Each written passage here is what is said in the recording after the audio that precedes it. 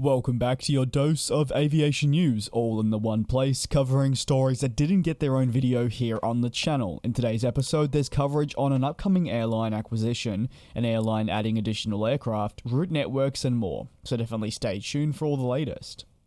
Let's dive though right into the first subtopic, headed down under to Australia with Virgin Australia. This was an airline that entered into administration at the beginning of the pandemic and is currently under new ownership and therefore recovering, albeit with quite a significantly reduced fleet and naturally long-haul operations with the likes of the A330 and Boeing 777 being absent.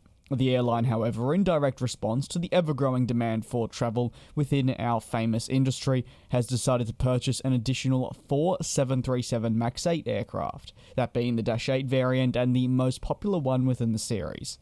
These deliveries will also be rather rapid, with no plans to wait much longer for the aircraft, which will arrive within the next 12 months. It also directly ties in with the airline's future forecast, highlighting that the all-important Australian domestic market will return to 100% pre-pandemic levels by June of this year, next month now.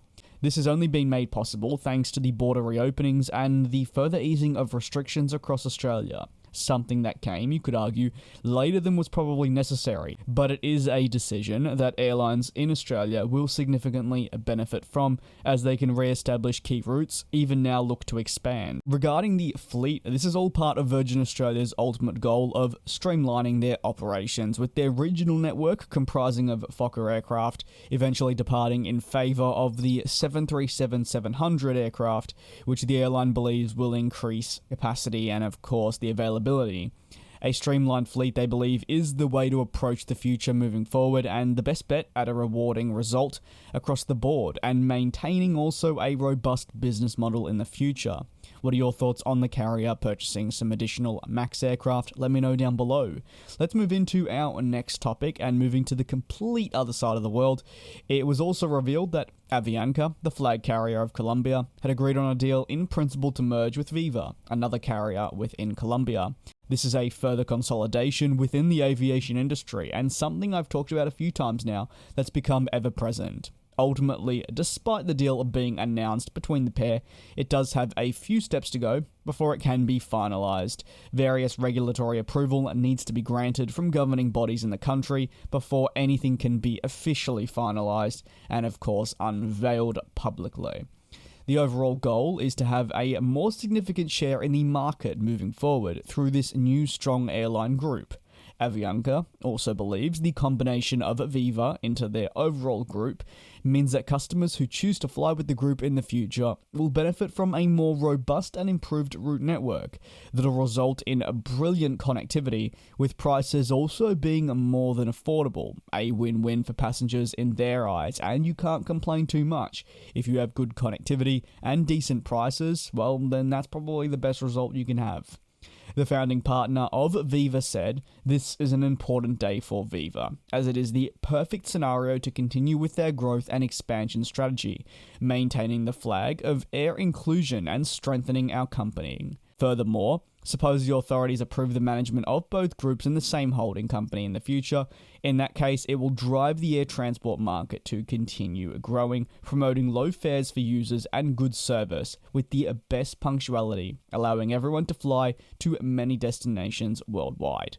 Ultimately, it will make both companies relevant in the Latin American scene, which is crucial. So, for them, the future is exciting. And while definitely some will oppose consolidation, it does have its positives, and businesses are always trying to make the best decision moving forward. New airline launches to me are always exciting. A new airline out of Norway, Norse Atlantic Airways, has announced flights between Norway and the United States ahead of its full launch, marking a new era for travel with the company, as they look to offer affordable flights to the public.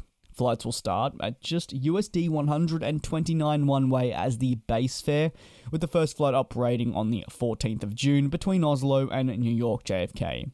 The airline will also eventually serve the likes of Fort Lauderdale and Orlando. They'll also be visiting Los Angeles. The airline's fleet actually mostly comprises of the Boeing 787 aircraft, of which it acquired from Norwegian, an airline that's not entirely the same, but does have a similar business model, or should I say used to that of Norse Atlantic Airways. If you were unaware, Norwegian removed their 787s as the airline fought for its place in the aviation industry. It essentially struggled for cash and to remain profitable. Now, the pandemic definitely didn't aid them. They had many issues with their 737 MAX and Boeing 787, but ultimately as a business model, it was a bit of a struggle for them to maintain. That means for Norse Atlantic Airways, I think they're definitely going to be up against it, and I think it's going to be interesting to keep track of how they move in each quarter, whether it's load factor, profits, revenue, and more. So, for the 787s, they've been given a new lease of life at Norse.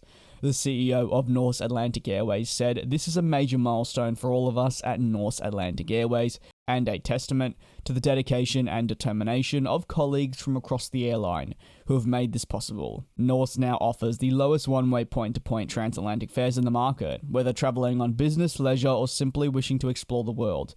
Norse now makes it possible for everyone to explore for less. Our modern, comfortable, and more environmentally friendly 787s are ready to take to the skies. Our pilots and cabin crew are looking forward to welcoming customers on board in June." Moving inside the Boeing 787s, there's the economy and premium economy classes, meaning it's a two-class 787. With a range of fares on offer, from light to classic and plus, of course, each resulting in the fares being more expensive with the more perks you add on, something you'll see with many low-cost carriers around the world, whether you're flying within the United Kingdom, potentially in Europe or Australia. Those fares will always start off very cheap, but if you need baggage or you want some food or maybe you want connectivity on board the aircraft, that will all come at an added cost and will bump it up. But I'm very intrigued to see how they do perform, and I'll be wishing them all the best, as I'm sure you will be too.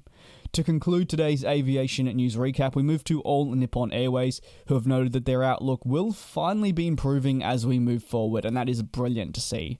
The airline has said that for now, its most significant focus will be on reducing its overall operating expenses, while in addition, focusing on sustaining its domestic travel, which has been more challenging for them to capture given the restrictions within Asia that have seen several countries make travel more complex than you could argue maybe it should have been, or taking an overly cautious approach.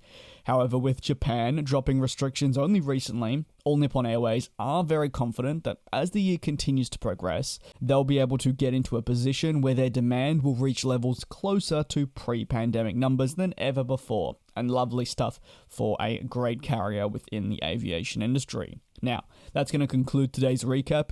If you have any thoughts on any of the topics covered, whether that be the merger between Avianca and Viva, maybe back to our first story being Virgin Australia, or most recently, All Nippon Airways, do let me know down below in the comments. Thank you so much for taking the time to watch this video. Do subscribe if you are new. Be sure to check out the weekly DJ's Aviation podcast, available on all streaming platforms, where in fact I talk more aviation news. Thank you very much for watching, like I said, and I'll see you next time.